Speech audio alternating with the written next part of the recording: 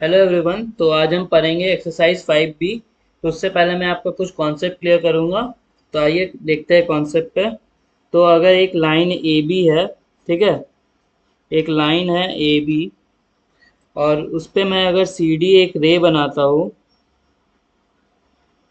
तो ये वाला एंगल और ये वाला एंगल मतलब एंगल 1 और एंगल 2 एडजेसेंट एंगल होगा, क्योंकि ये एक कॉमन आर्म सी डी रखता है अपने बीच में। एंगल 1 के पास भी सी डी है, देखिए एंगल 1 के पास भी सी डी है और एंगल 2 के पास भी सी डी है। और इनके पास दो नॉन कॉमन आर्म है, एक ए सी एंगल 1 का और सी बी एंगल 2 का। ठीक है।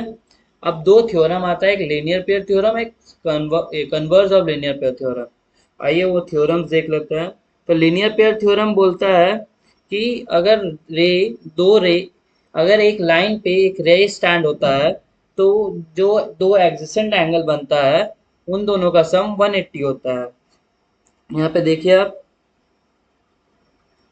ये है अगर एक एंगल, ठीक है, और ये है एक एंगल, ठीक, angle AOC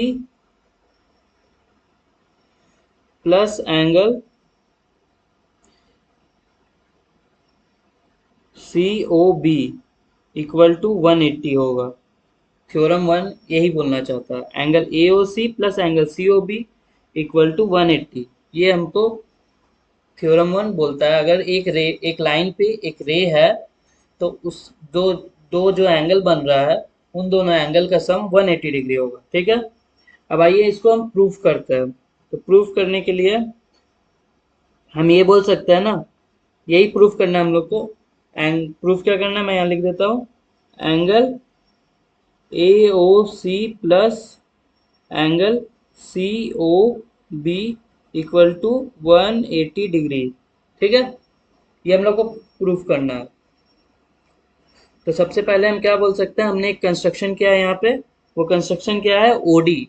OD perpendicular to A B. ठीक है।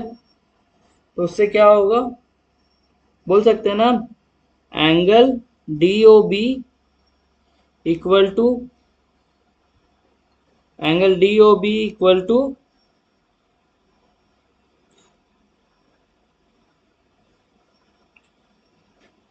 Angle D O B equal to 90 degree और एंगल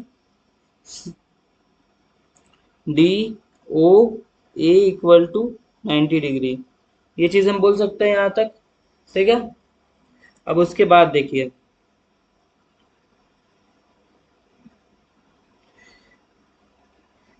अब यहां से हम ये बोल सकते हैं ना, angle A O D,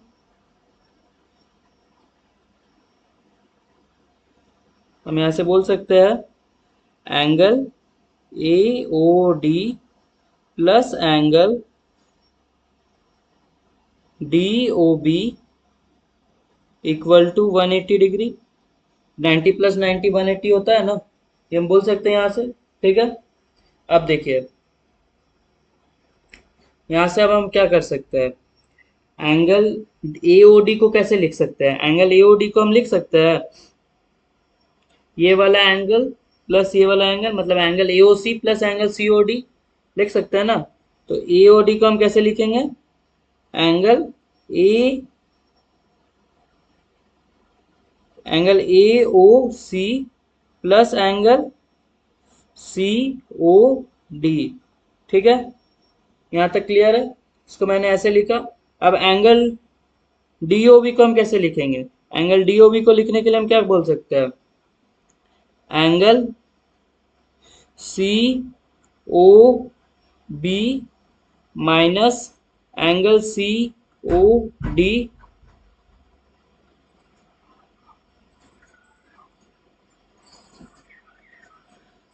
minus angle C O D बोल सकते हैं ना। और इक्वल टू क्या हो जाएगा, 180, है ना। अब ये सी ओ बी माइनस सी ओ डी क्यों बोले हम, अब देखिए ना, ये वाला पूरा एंगल है, अगर इसमें से हम ये वाला एंगल माइनस कर दे तो क्या बचेगा, डीओबी बचेगा ना। तो डीओबी को मैंने किस फॉर्म में लिखा, सी ओ बी माइनस सी ओ डी। ठीक है। यहाँ तक क्लियर हो गया होगा आपको। अब आगे देखिए, अब इसके बाद हम क्या बोल सकते हैं,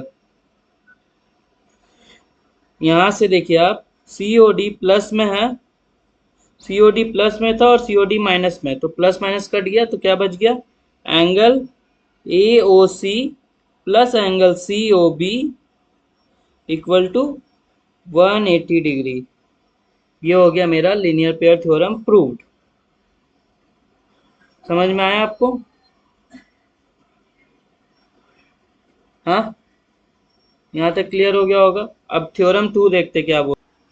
तो अब देखिए, converse of linear pair theorem क्या कहता है, अगर दो एक्सिशन एंगल का सम 180 है तो जो दो नॉन कॉमन आर्म है वो आपका स्ट्रेट लाइन होगा। बोलने का मतलब क्या है ये बताता हूँ। जैसे अगर ए ए एंगल, जैसे अगर एंगल ए ओ बी, यहाँ पे मैंने लिखा है angle A O C plus angle C O B equal to 180 है, तो ए बी जो होगा वो स्ट्रेट लाइन है। ये थ्योरम का मतलब है, तो हम ये प्रूफ करता है ये। तो गिवन में क्या है, A O C plus C O B equal to 180, और टू प्रूफ में क्या है, ये वाला part, A B is a straight line. तो क्या करेंगे, सबसे पहले हम मान लेते हैं कि जो मेरा ए बी है वो स्ट्रेट लाइन नहीं है, तो उसके लिए हम क्या करेंगे, एक पॉइंट ओ से एक लाइन बनाएंगे डी, ठीक, ओ डी एक लाइन बनाएंगे सच दैट डी बी जो होगा मेरा स्ट्रेट लाइन होगा, ठीक है, डी बी मेरा एक स्ट्रेट लाइन होगा, ठीक। अब उसके बाद हम क्या करेंगे, हम ये बोल सकते हैं ना लीनियर पेयर थ्योरम से, क्या, कि angle D O C plus angle C O B equal to 180 degree, linear pair theorem से बोल सकते हैं, लीनियर पेयर थ्योरम है ना, लीनियर पेयर थ्योरम से ये बोल सकते हैं हम। अब उसके आगे देखिए हम क्या बोलेंगे, और गिवन में मेरा है already angle A O C plus angle C O B equal to 180 degree, तो यहाँ से हम क्या बोलेंगे, angle D O C plus angle C O B equal to angle A O C plus angle C O B, है ना। अब C O B और C O B angle cut जाएगा, तो यहाँ से क्या बोलेंगे, angle D O C equal to angle A O सी। इसका मतलब क्या है, मतलब क्या है कि जो ओ डी लाइन है और जो ओ ए लाइन है वो एक दूसरे पे कोइंसाइड कर रहा है, तो हम यहाँ से बोल सकते हैं O D equal to O A. अब यहाँ से हम ये क्या बोल सकते हैं, therefore A B is a straight line, है ना, A B is a straight line. तो यही था मेरा दो थ्योरम, ठीक है। अब आइए हम एक्सरसाइज पे आते हैं और एक्सरसाइज को बनाते हैं। तो पहला क्वेश्चन क्या है, आप देखिए, in the adjoining figure AOB is a straight line, find the value of x। तो इसमें x का वैल्यू निकालना है, तो लीनियर पेयर थ्योरम से हम ये बोल सकते हैं ना, angle AOC plus angle COB equal to 180, है ना। तो यहाँ पे एंगल AOB का वैल्यू कितना है, AOC का वैल्यू कितना है 62, और एंगल COB का वैल्यू कितना है x डिग्री, हमको x का वैल्यू चाहिए, और ये क्या हो गया, इक्वल टू 180। तो यहाँ से x का वैल्यू कितना निकल के आ जाएगा, 180 माइनस 62, जो कि कितना हो जाएगा 8 और 7 एक 118 डिग्री, 118 डिग्री आएगा मेरा एंगल। तो x का वैल्यू आ गया। यहाँ पे आपको ब्रैकेट में क्या होगा, लिखना होगा, लीनियर पेयर थ्योरम, ठीक है। अब नेक्स्ट क्वेश्चन पे आते हैं हम और देखते हैं हम नेक्स्ट क्वेश्चन क्या है। नंबर 3 में क्या है, in the adjoining figure AOB is a straight line, find the value of x, hence find angle AOC, angle COD and angle BOD। तो यहाँ पे क्या बोलना चाह रहा है, यहाँ पे भी सेम लगेगा formula, angle AOC plus angle O COB equal to 180, तो COB को कैसे लिख सकते हैं, COD प्लस DOB, है ना। तो हम यहाँ से बोल सकते हैं कैसे, देखिए आइए बताता हूँ मैं आपको। तो अनलॉक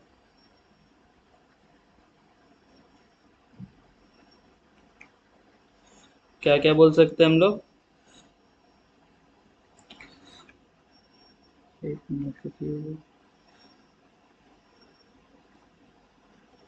ठीक है, तो यहाँ पे बोल सकते हैं angle A O C plus angle C O B equal to 180 degree. और सी ओ बी को कैसे लिख सकते हैं? Angle C O B equal to angle C O D plus angle D O B, है ना? ठीक है, तो यहाँ से क्या बोल सकते हैं? Angle A O C plus angle C O B plus angle D O B, ये सी ओ बी नहीं होगा, ये होगा आपका सी ओ डी। ठीक है, इक्वल टू 180। ठीक है, अब ए ओ सी की जगह क्या लिख सकते हैं? 3x plus 7 degree. ठीक है, और सी ओ डी की जगह क्या लिख सकते हैं? 2x, यहाँ प्लस आएगा, 2x माइनस 19 डिग्री। ठीक है, और ये डी ओ बी की जगह क्या लिख सकते हैं? x equal to 180 degree. ठीक है, यहाँ से आ जाएगा 6x minus 12 equal to 180 degree, है ना? तो x का वैल्यू कितना आ जाएगा? 192/6। तो ये कितना हो जाएगा? 3 बार में जाएगा और फिर 2 बार में, तो x का वैल्यू कितना आ गया? 32। ठीक है, अब x का वैल्यू 32 आ गया तो बाकी के एंगल्स निकल जाएगा ना। तो एंगल ए ओ सी क्या हो जाएगा? 3x। एंगल ए ओ सी कितना है? 3x plus 7। तो 3x की जगह क्या करेंगे? 3 × 32 प्लस 7, है ना? तो ये कितना हो जाएगा? 3 × 32 6, और ये 9, 96 प्लस 7 कितना हो जाएगा आपका? 103 डिग्री। तो ये आ गया मेरा एंगल ए ओ सी का वैल्यू। अब एंगल क्या है, कौन सा एंगल है? सी ओ डी। तो एंगल सी ओ डी का वैल्यू कितना आ जाएगा? तो वो है 2x माइनस 19। तो ये कितना हो जाएगा? 32 का डबल मतलब 64 माइनस 19। तो ये कितना हो जाएगा? 14 में 9 गया तो बचा कितना? 5, और इधर 5 में बन गया तो 45 डिग्री आ जाएगा आपका दूसरा एंगल। ठीक है, यहाँ तक क्लियर है आपको? अब बचा हुआ तीसरा एंगल क्या है? वो तो एक्स ही है, तो एंगल बी ओ डी कितना हो जाएगा? एंगल बी ओ डी कितना हो जाएगा? वो आपका हो जाएगा 32 डिग्री। तो हमको तीनों एंगल मिल गया, है ना? ये रहा एंगल 1, ये एंगल बी ओ डी, ये एंगल सी ओ डी, और ये एंगल ए ओ सी। ठीक है, एक बार मैं आपको फिर बता देता हूँ। देखिए यहाँ पे डायग्राम पे, तो angle A O C plus angle C O B equal to 180 होगा ना। Angle A O C plus C O B equal to 180। Angle C O B को क्या बोलेंगे? Angle C O D plus angle D O B. फिर उसके जगह क्या बोल देंगे? Angle A O C plus angle C O D plus angle D O B equal to 180। ठीक है, तो ए ओ सी की जगह क्या लिख देंगे? 3x+5, 3x+7 plus 2x minus 19 plus x equal to 180। तो 6x माइनस 12 इक्वल टू 180 आ जाएगा। तो x का वैल्यू कितना आ जाएगा? 192/6। तो जितना आ रहा है 32, तो x का वैल्यू कितना आ गया? 32। और x क्या है मेरा? एंगल डी ओ बी, तो या बी ओ डी, तो एंगल बी ओ डी मेरा कितना हो गया? 32। ठीक है, और एंगल सी ए ओ सी कितना हो गया? एंगल ए ओ सी हो गया मेरा 103, और एंगल सी ओ डी कितना हो गया? 45। सारा एंगल्स निकल गया। अब आइए नेक्स्ट क्वेश्चन पे बढ़ते हैं। नेक्स्ट क्वेश्चन क्या है? In the adjoining figure x is to y is to z equal to 5 is to 4 is to 6. तो if x so y is a straight line, find the value of x, y and z. तो x ओ y एक straight line है और x y z का ratio दिया हुआ है। जब भी रेशियो वाला टर्म होता है तो हम एक कांस्टेंट ले लेते हैं। तो हम क्या बोल सकते हैं? अगर हम कांस्टेंट ले ले तो ए नाम का एक कांस्टेंट ले लेते हैं, क्या करेंगे, ए नाम का एक कांस्टेंट ले लेते हैं, ठीक है। तो ऐसे बोल सकते हैं ना, 5a plus 4a plus 6a equal to 180, यही ना होगा, लीनियर पेयर थ्योरम से बोल सकते हैं ना। तो उसके बाद क्या होगा, 5a plus 4a plus 6a equal to 180, तो इनको जब जोड़ेंगे तो कितना आ जाएगा ये, 15a इक्वल टू 180, है ना। तो a का वैल्यू कितना आ जाएगा, 180 बाई 15, तो 15 से काटेंगे 1 टाइम में जाएगा और फिर 2 टाइम में जाएगा, तो 12 आ गया a का वैल्यू। अब a का वैल्यू 12 आ गया, तो x का वैल्यू कितना आ जाएगा, 5 इंटू 12, जो कि होता है 60 डिग्री, ठीक है। और y का वैल्यू कितना आ जाएगा, 4 इंटू 12, जो कि होगा 48 डिग्री, है ना। और z का वैल्यू कितना हो जाएगा, तो वो हो जाएगा 6 इंटू 12, जो कि होगा 72 डिग्री। अब इन तीनों का ऐड करके देख लीजिए, आपका 180 आ ही जाएगा, ये 0 हो गया, आपने बचा 1, 17 और ये 18, ठीक है। 4 नंबर इजी था काफ़ी।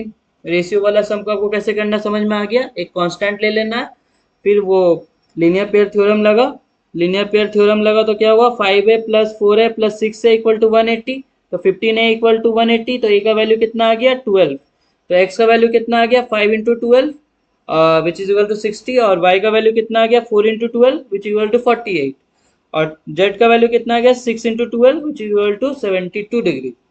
फिर आप जब इन तीनों को जोड़ रहे हैं तो देखिए 180 आ ही रहा है, ठीक है। अब आते हैं क्वेश्चन नंबर 5 में।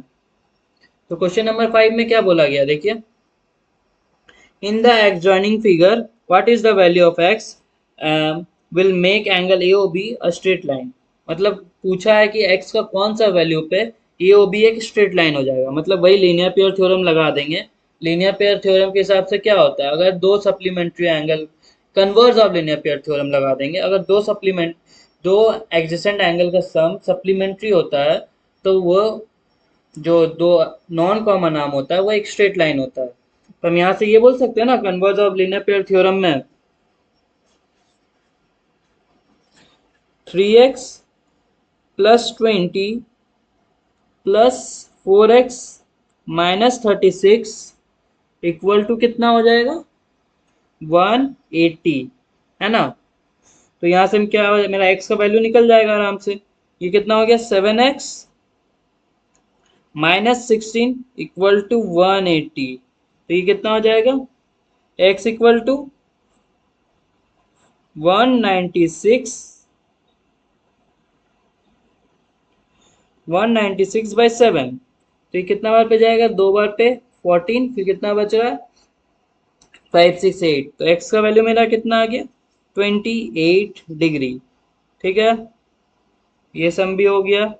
अब आइए नेक्स्ट सम पे बढ़ते हैं, जो कि है आपका क्वेश्चन नंबर 6। तो क्वेश्चन नंबर 6 में क्या बोला गया है, two lines A B and C D intersect at point O. दो लाइन है, एक है ए बी और एक है सी डी, इंटरसेक्ट कहाँ कर रहा है, तो पॉइंट ओ पे कर रहा है।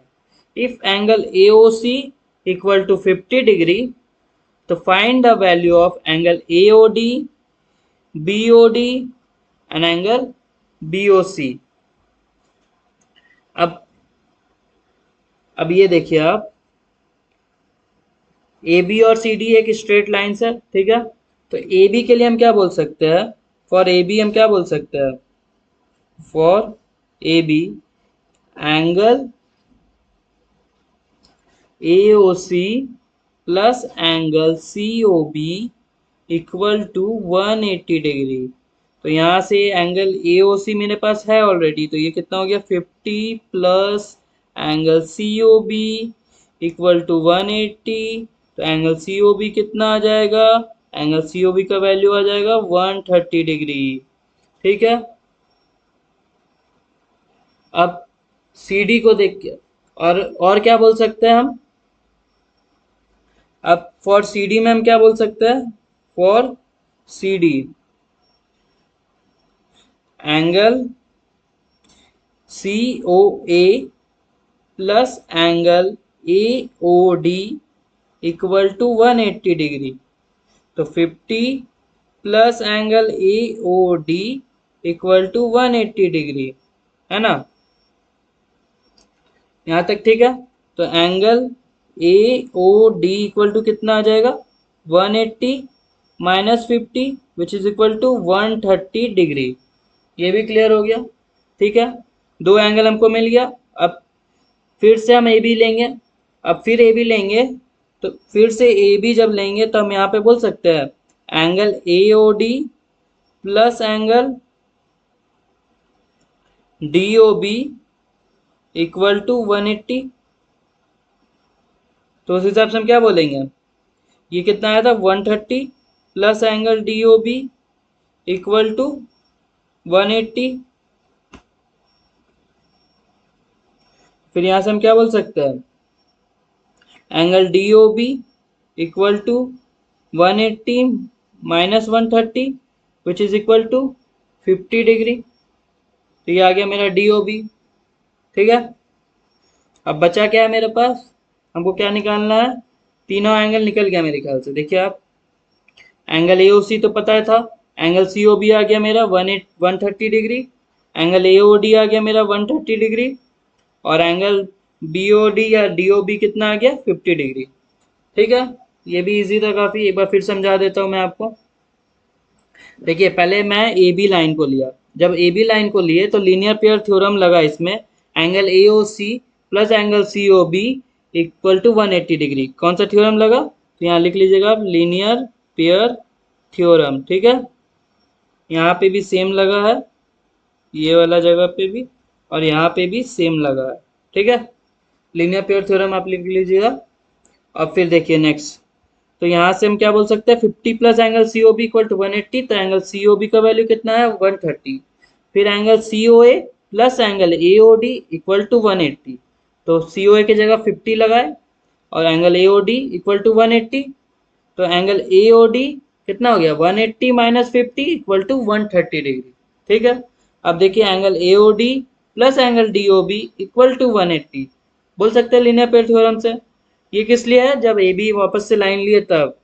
तो 130 plus angle D O B equal to 180 हो जाएगा। तो एंगल डी ओ बी कितना हो जाएगा 180 माइनस 130 जो कि हो जाएगा 50 डिग्री, ठीक है। अब आइए नेक्स्ट क्वेश्चन पे चलते हैं।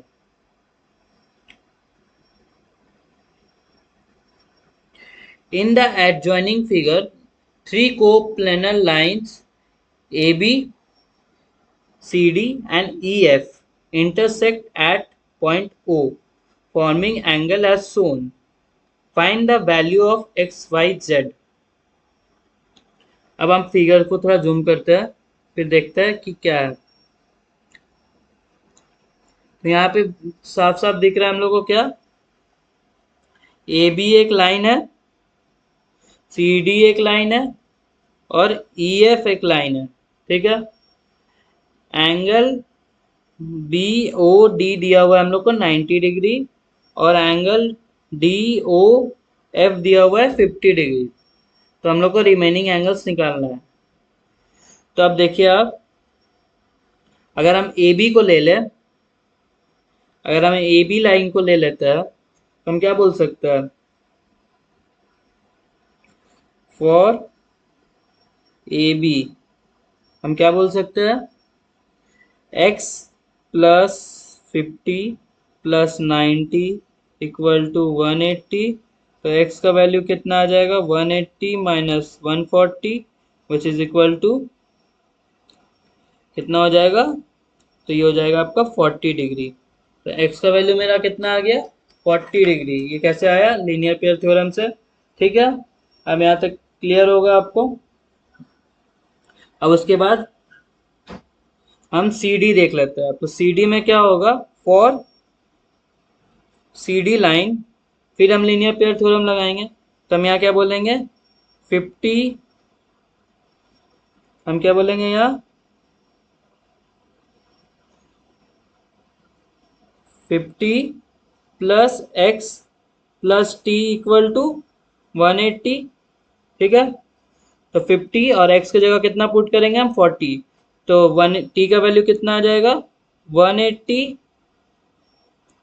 माइनस 50 माइनस 40 है ना, तो ये कितना हो गया 90 डिग्री।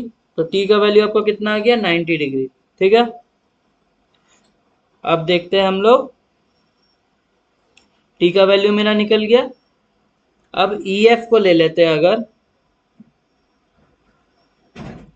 फॉर EF, यहाँ तक क्लियर है। मैं इसको इरेज करके अब EF के लिए बनाता हूँ। ठीक है,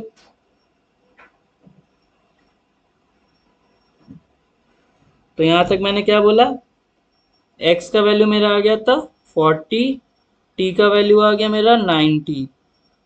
अब फॉर EF, ठीक है, तो EF में क्या बोल सकते हैं हम, y plus 90 plus 50 equal to कितना होगा 180। तो y का वैल्यू कितना आ जाएगा वापस से 40 डिग्री आएगा ना।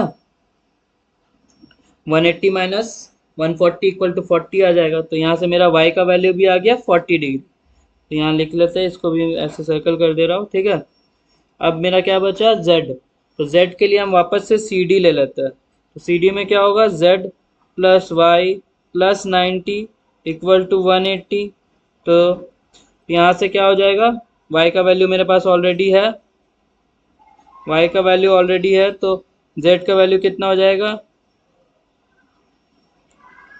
z का वैल्यू हो जाएगा आपका 180 माइनस 90 माइनस 40, तो ये कितना हो जाएगा आपका 50 डिग्री। तो यहाँ से आ गया मेरा z का वैल्यू। x का वैल्यू आया 40, t का वैल्यू आया 90, y का वैल्यू आया 40 और z का वैल्यू आया 50। सारा आंसर आ गया। आइए अब नेक्स्ट क्वेश्चन देखते हैं। सब लीनियर पेयर थ्योरम से आपका बन जाएगा सारा questions.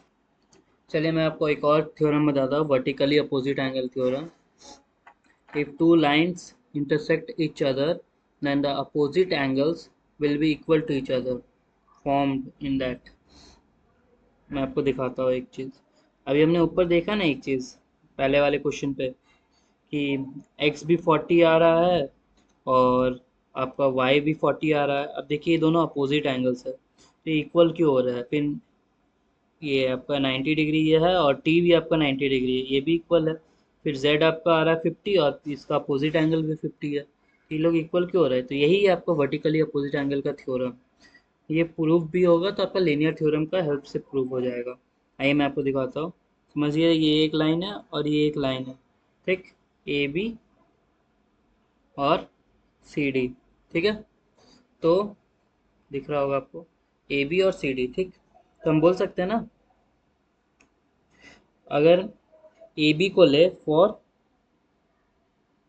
A B, we can say angle A, ये पॉइंट ओ पे इंटरसेक्ट कर रहा है, तो angle A O D plus angle D O B equal to 180 degree.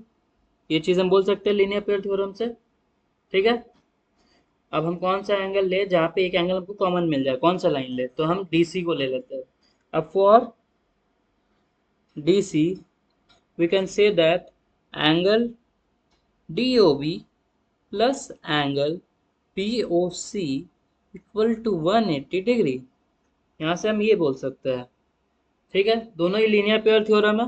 कौन सा थ्योरम है, तो लीनियर पेयर थ्योरम। ठीक है, अब दोनों को हम इक्वेट कर देते हैं एक दूसरे को। तो यहाँ से क्या आ जाएगा, angle A O D plus angle D O B equal to angle D O B plus angle B O C, है ना। अब देखिए डी ओ बी और डी ओ बी कट गया, तो क्या बच गया, angle A O D equal to angle B O C.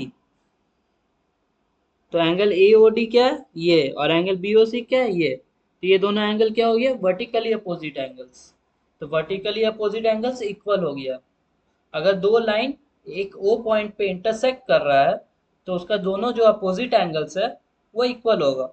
Similarly angle A O C equal to क्या हो जाएगा, एंगल डी ओ बी। ये आप लोग खुद प्रूफ करके बताइएगा कैसे होगा, ठीक है। चलिए अब हम क्वेश्चन नंबर 8 पे आते हैं। मैंने आपको एक और थ्योरम बता दिया वर्टिकली अपोजिट एंगल का।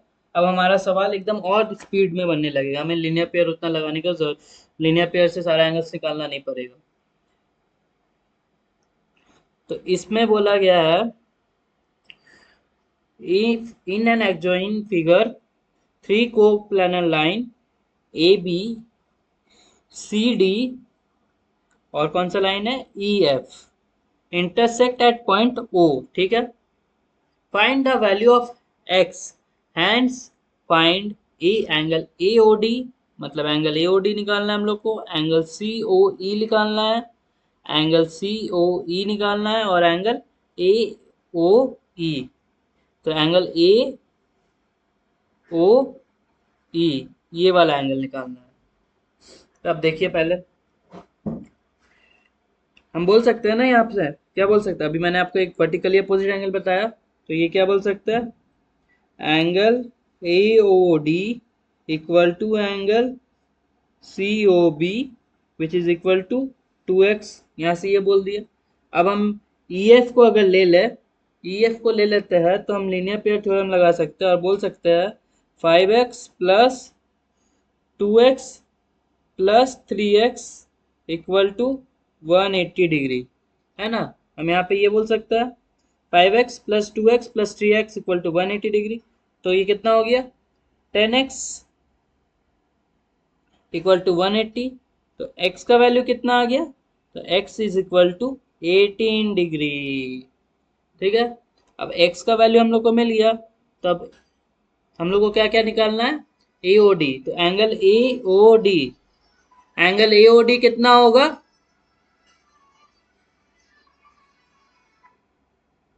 एंगल ए ओ डी कितना होगा, तो एंगल ए ओ डी होगा आपका,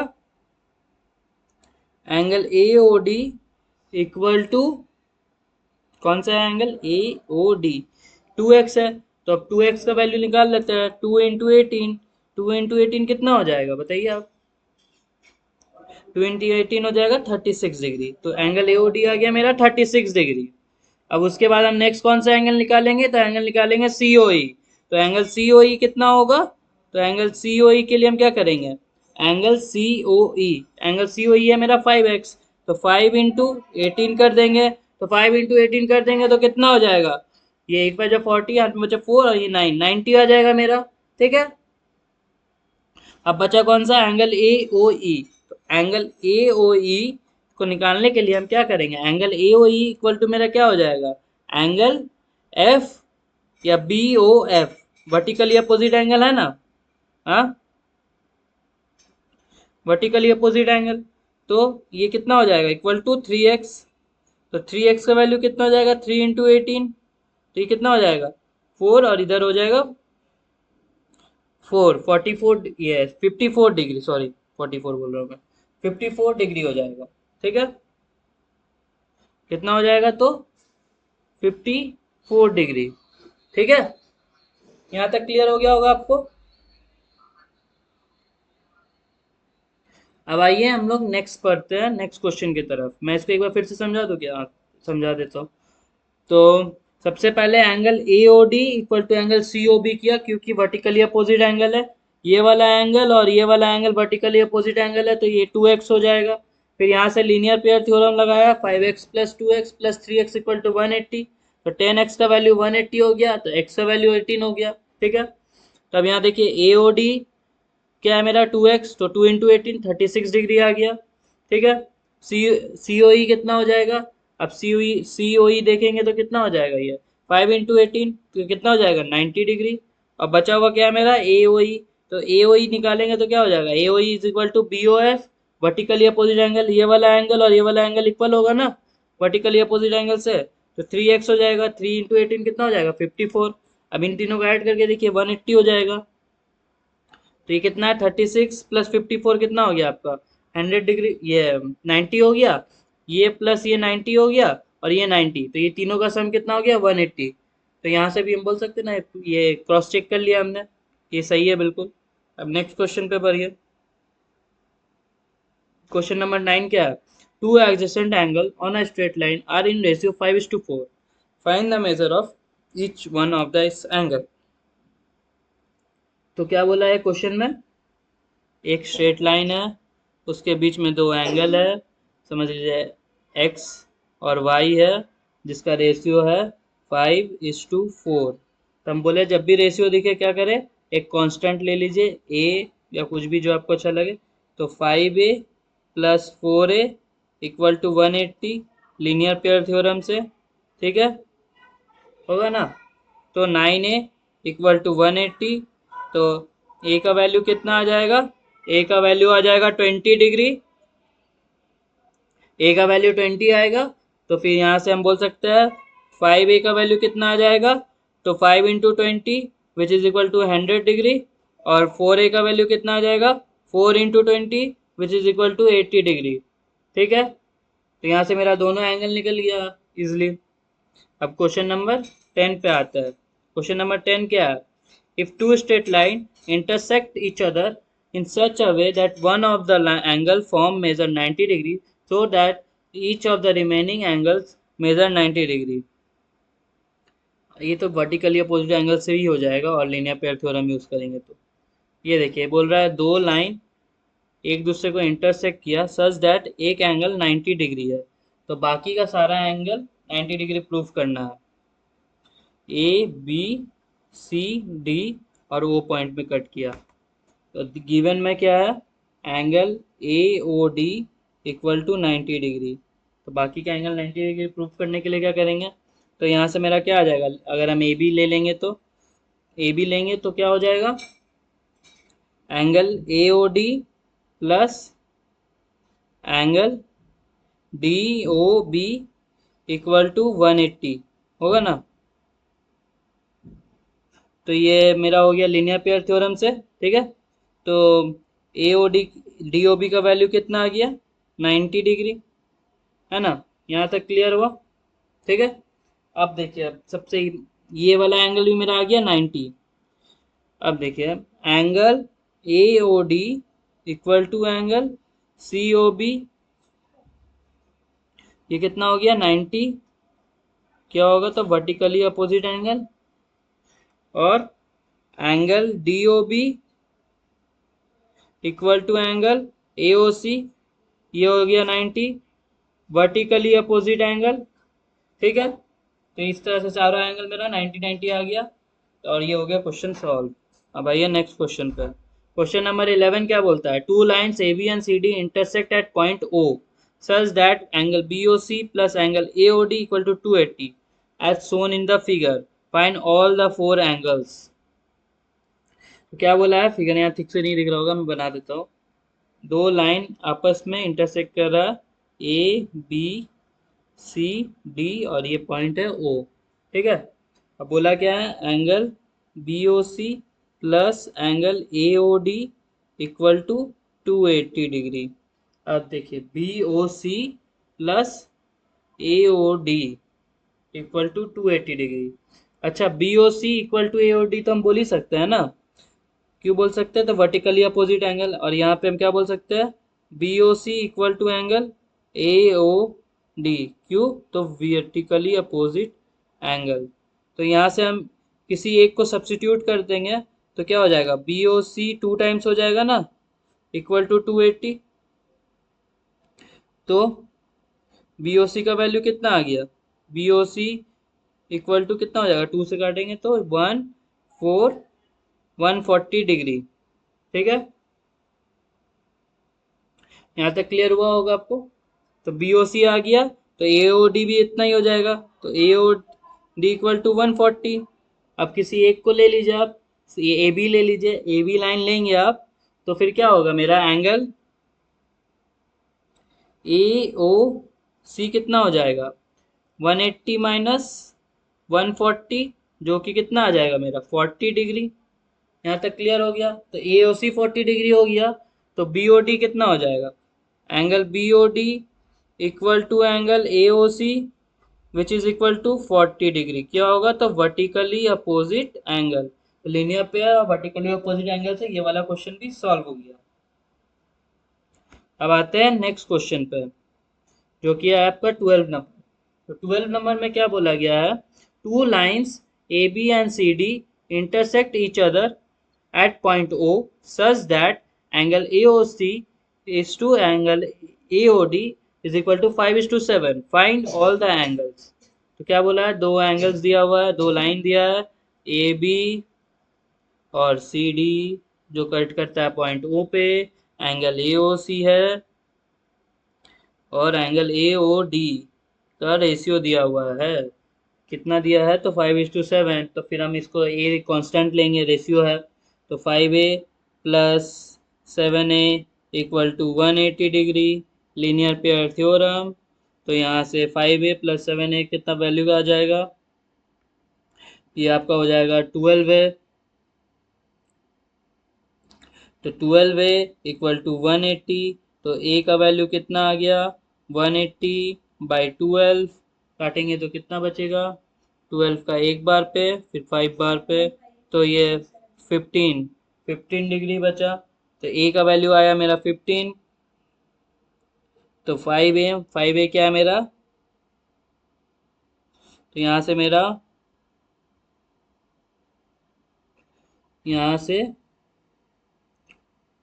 एंगल ए ओ सी कितना आ जाएगा बताइए आप? एंगल ए ओ सी मेरा आ जाएगा 5 × 15। कितना होता है 5 × 15? तो 75 डिग्री। अब एंगल ए ओ सी 75 है, तो एंगल ए ओ सी का इक्वल टू क्या हो जाएगा? Angle V O D, vertically opposite angle, है ना? तो ये कितना हो जाएगा? 75 डिग्री। ये भी हो गया। अब क्या बचा मेरा?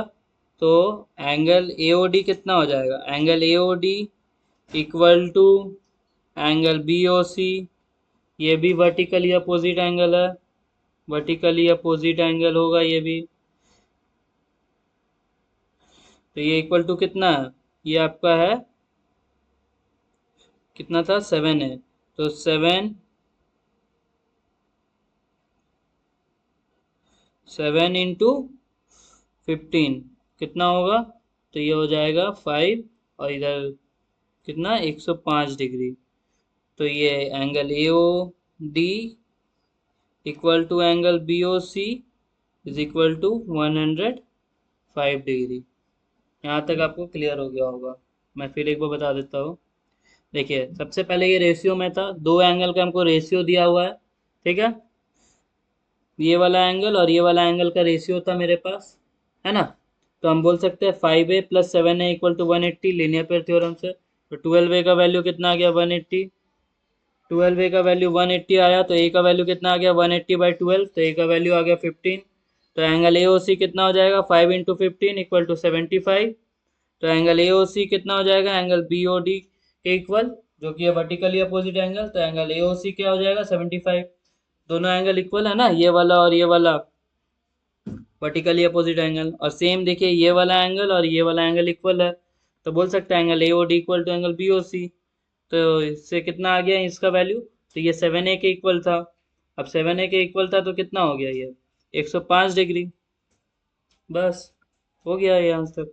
अब 13 नंबर देखते हैं question. In a given figure, three lines AB, CD, and EF intersect at point O such that AOE is equal to 35 degree and BOD equal to 40 degree. Find the measure of angle AOC, BOF, COF and DOE. तो क्या बोला है? AB, फिर CD और EF तीन line है, intersect at point O, ठीक है? एंगल AOE का वैल्यू दिया हुआ है 35 डिग्री, एंगल BOD का वैल्यू दिया है 40 degree. Find the measure of angle, कौन कौन सा बोला गया है? AOC। तो AOC निकालना है, ठीक है? क्या निकालना है? तो AOC निकालना है, BOF निकालना है, और क्या निकालना है? COF निकालना है। और कौन सा एंगल निकालना है, डी ओ ई निकालना है, मतलब सारा ही एंगल निकालना है। तो सबसे पहले हम कौन सा एंगल निकाले, सबसे पहले हम निकाल लेते हैं एंगल, पहले यहाँ से देखिए, ये वाला एंगल और ये वाला एंगल, ये वाला एंगल और ये वाला एंगल इक्वल होगा एक दूसरे का, तो हम बोल सकते हैं ना angle D O B equal to angle A O C, क्या, तो वर्टिकली अपोजिट एंगल, है ना। तो यहाँ से कितना वैल्यू आ जाएगा इसका ए ओ सी का, तो angle A O C equal to हो जाएगा 40 डिग्री, ठीक है। और फिर सिमिलरली हम क्या बोल सकते हैं इधर भी, angle B O F equal to कितना हो रहा है, तो एंगल ई ओ ए, तो ये भी वर्टिकली अपोजिट एंगल है। तो यहाँ से बी ओ एफ का वैल्यू कितना हो गया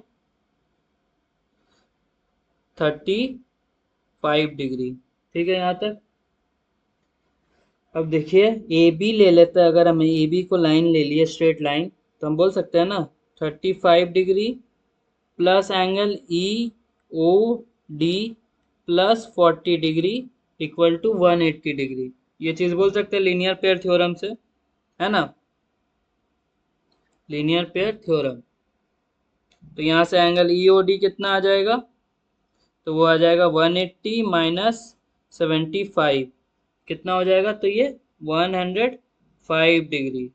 अब देखिए E O D equal to किसका हो रहा है, E O D equal to C O F, vertically opposite angle, तो angle E O D equal to angle C O F, ये क्या हो गया, तो 105 डिग्री हो जाएगा, क्यों होगा, तो यहाँ लिख लीजिएगा आप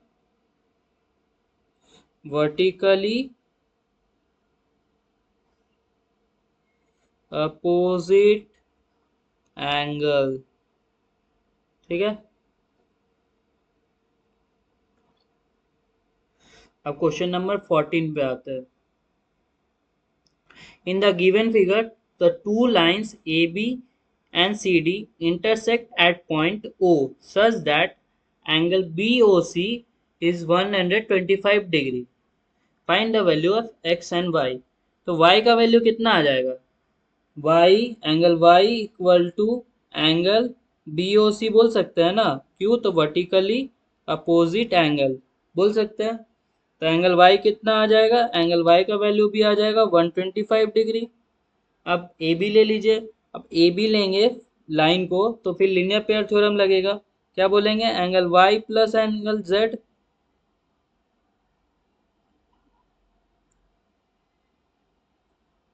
ये है 125 डिग्री, ठीक है।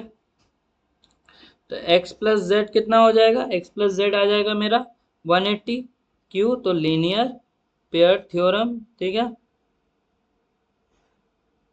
y plus Z, sorry x plus Z नहीं। तो यहाँ से z का वैल्यू कितना आ जाएगा, z का वैल्यू आ जाएगा 180 माइनस 125, कितना हो जाएगा ये हो जाएगा आपका 55 डिग्री, है कि नहीं।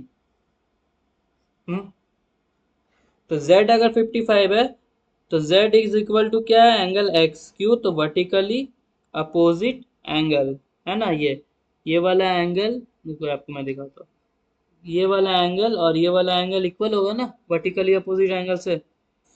तो z का वैल्यू कितना आ गया, z हो जाएगा आपका 55, z तो 55 था, तो x कितना भी हो जाएगा, x भी हो जाएगा 55 डिग्री, ठीक है। क्वेश्चन नंबर कितना था ये,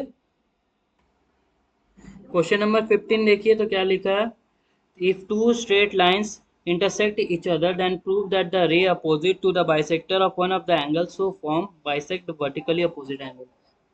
तो मैं आपको सीधा सीधा समझा देता हूँ क्वेश्चन बोलना क्या चाह रहा है, कि अगर दो लाइन है, ठीक है, दो लाइन है ए बी और सी डी, अगर ओ पे इंटरसेक्ट कर रहा है, तो ओ ई बाइसेक्ट एंगल COB, ये बोला गया है। ठीक है, तो ये वाला एंगल और ये वाला एंगल इक्वल होगा, बाइसेक्ट मतलब दोनों इक्वल पार्ट में डिवाइड कर रहा। अब बोला है कि OE को F तक अगर इंक्रीज कर दे तो हमको प्रूव करना है कि ये वाला एंगल भी इक्वल्स होगा, ये दोनों एंगल एक दूसरे का। तो ये 2 प्रूव हो गया, तो हम क्या बोलेंगे, हम यहाँ से ये बोल सकते हैं ना। अब देखिए क्या बोल रहे हैं हम कि EF तो एक स्ट्रेट लाइन है ना, तो हम बोल सकते हैं अब कि जो मेरा एंगल है, angle COE is equal to angle FOD। क्यों, तो वर्टिकली अपोजिट एंगल। ठीक है ना। तो COE को हम कैसे लिख सकते हैं, हाफ ऑफ एंगल COB, क्योंकि बाइसेक्ट कर रहा है, इक्वल टू एंगल FOD, है ना।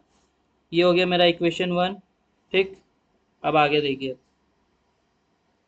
सिमिलरली हम क्या बोल सकते हैं, angle EOB equal to angle AOF। क्यों, तो वर्टिकली अपोजिट एंगल, है ना। ठीक है यहाँ तक। फिर उसके बाद देखिए, तो ये भी क्या हो जाएगा, half of angle COB equal to angle AOF। ठीक है, तब 1 और 2 को यूज करके हम क्या बोल सकते हैं, angle FOD equal to angle AOF। यही तो प्रूफ करना था हम लोग को। तो फिर क्या हो जाएगा, therefore OF bisect angle AOD। हो गया, कितना सिंपल था। अब क्वेश्चन नंबर 16 क्या है, क्वेश्चन नंबर 16 में दिया है, prove that the bisector of two adjacent supplementary angle include a right angle. तब क्वेश्चन नंबर 16 में आपको समझाता हूँ, यहाँ पे समझा देता हूँ। क्वेश्चन नंबर 16, तो क्या बोला गया है कि समझिए एक एडजेसेंट एक लाइन है, उसका ये एक रे है, तो ए भी एक लाइन हो गया। ठीक है, और ये पॉइंट O था, और ये C, ओ सी हो गया एडजेसेंट, मतलब एक रे हो गया। तो ये दो एंगल क्या हो गया, एडजेसेंट एंगल हो गया। अब इन दोनों का बाइसेक्टर अगर हम बनाए तो प्रूफ करना है कि ये 90 डिग्री हो जाएगा, E और F। To prove, to prove में क्या है, तो to prove angle EOF equal to 90 degree. अब देखिए एक चीज़ बड़ा इजी है, कुछ नहीं है, angle AOC plus angle COB equal to 180 तो बोल ही सकते हैं हम आराम से, क्योंकि ये लीनियर पेयर थ्योरम है ना। अब उसके बाद देखिए, अब इसका अगर दोनों का हाफ कर दे तो half of angle AOC plus half of angle COB equal to 90 degree. Half कर दिए सबका, तो इधर से भी हाफ हो गया, बोथ साइड हाफ हो गया। ठीक है, अब हाफ ऑफ AOC को हम क्या बोल सकते हैं, EOC एंगल EOC, और हाफ ऑफ COB को क्या बोलते हैं, एंगल COF बोल सकते हैं ना, क्योंकि बाइसेक्टर है OE और OF इक्वल टू 90। अब इन दोनों को जब हम प्लस करेंगे तो क्या आ जाएगा, angle EOF equal to 90 degree. ये हो गया प्रूव्ड। बस, ठीक है, thank you for watching this video. अब अगला एक्सरसाइज हम करेंगे 5 ये C, उसमें उसका कॉन्सेप्ट और आगे भी बताएंगे हम, और भी interesting interesting parallel lines, interior angles, फिर exit interior angles, consecutive angles, alternate interior angles, फिर कॉरस्पॉन्डिंग एंगल्स, ये सब है जो हम नेक्स्ट वीडियो में कवर करेंगे। अभी के लिए थैंक यू। अच्छा लगे तो लाइक सब्सक्राइब और शेयर कीजिए, और कमेंट भी करिएगा, अगर आपको कोई डाउट होगा तो मैं उस पर भी वीडियो बनाऊंगा। चलो बाय बाय।